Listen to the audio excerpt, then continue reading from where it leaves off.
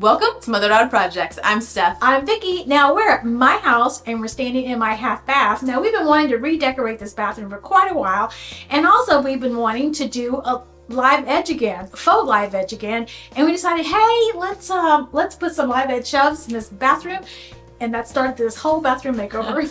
Live edge is basically wood that has one edge that still has the natural edge left on it when it's milled. And I have some real live edge at my house that we've used in previous projects, and it looks great, but it can be really expensive if you buy it new.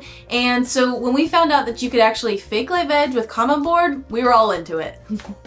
Now there are lots of different ways that you can hang a floating shelf, and we decided to use angle iron, and we've done that once before in another project, so this angle iron is actually reused. Yes, so come join us as we show you how we fix some live edge. Our walls are 53 inches wide, so we're cutting two 2x8 and two 2x6 to that size.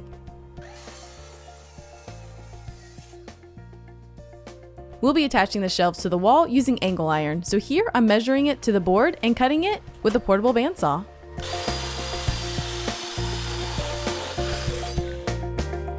To make the faux live edge, we clamp the board to our Craig sawhorse. This is what we found that worked best for the clearance for the jigsaw. We angled the jigsaw at 45 degrees and started to cut a natural looking line by following one of the grain lines in the wood. This worked really well with Mom following with a wet dry vac to clear the area of sawdust.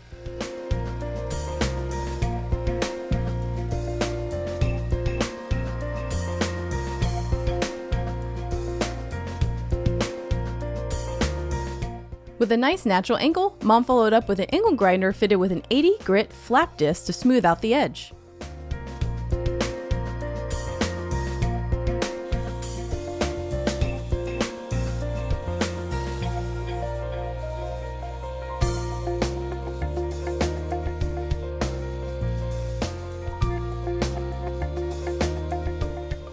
Next, we place our round mirror on the carpet and place the wood on top of it to determine how far we wanted the mirror to hang down past the wood. We marked where to cut the slit in the wood. To cut the slit or notch out of the back, we tried a few different methods, but what worked best for us was using our plunge saw to cut most of it and then using our DeWalt multi-tool to finish it off.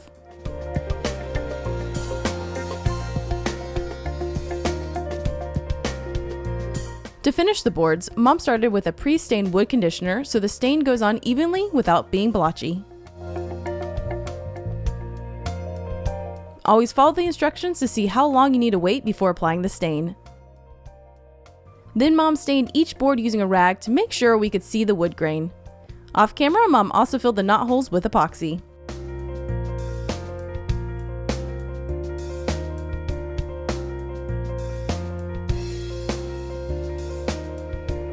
Time to hang the shelves.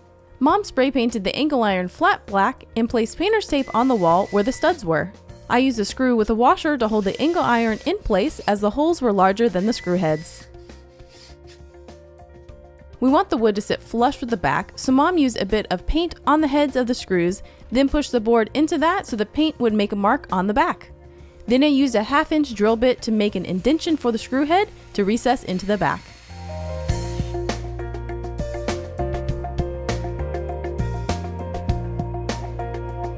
We put the shelf in place and Mom marked where we wanted the holes in the bottom through the angle iron.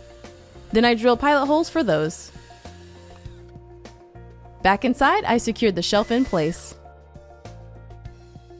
We followed the same process with the second shelf. We stacked up 2 rolls of toilet paper as a guide to where to place the second shelf. I'm using black screws on the bottom to blend in with the black angle iron. With the shelves done, we moved on to adding the mirror shelf. The placement was basically determined by the outlet on the wall and placing it right above that. We leveled out the board, then marked where to place the angle iron. Since there's a big slit in the middle for the mirror, we had to use 2 separate pieces of angle iron to secure it to the wall. We had to be precise lining up the angle iron with the slit on the shelf. I marked it, then drilled pilot holes for anchors as we're not going to hit any studs on this side. At first I used these pop anchors, but I had an issue with the second one breaking through the drywall, which has never happened before with these types, so I'm not exactly sure why this happened, but I was able to use a toggle bolt instead after I pushed the other one through the wall. So once I got this side secure, I got the second one secured with 1 toggle bolt and 1 actually hit a stud.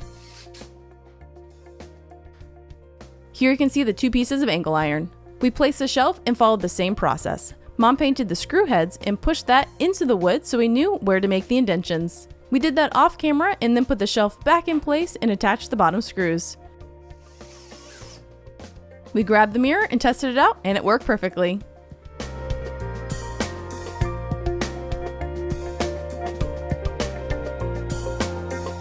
We like having paper towels available in a bathroom, so we found this simple holder on Amazon and we stuck it right under the shelf, and off camera I used 2 screws to secure it.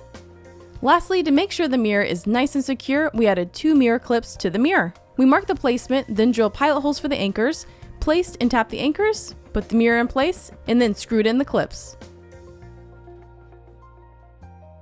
We also added a mirror right above the top shelf, which we'll share in the full bathroom makeover.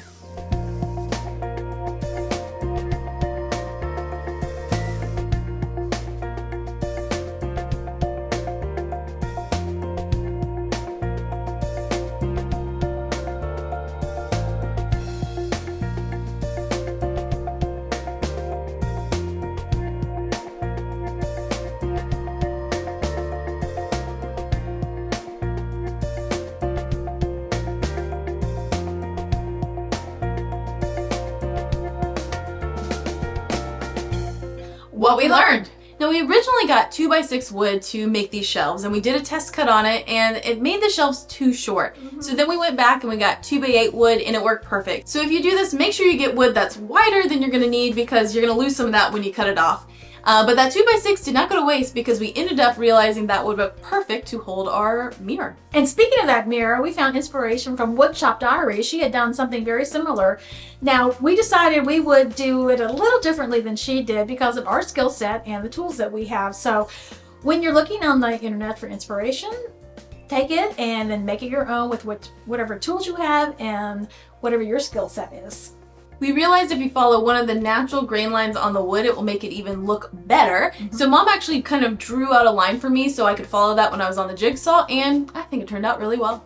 One of the nice things about doing things yourself is you know how things are put together and you can take them apart. And that's what we did with this angle iron. It had actually spent its first life as shelves in Steph's Lego room, and when we took those down, we took it apart and to reuse the angle iron.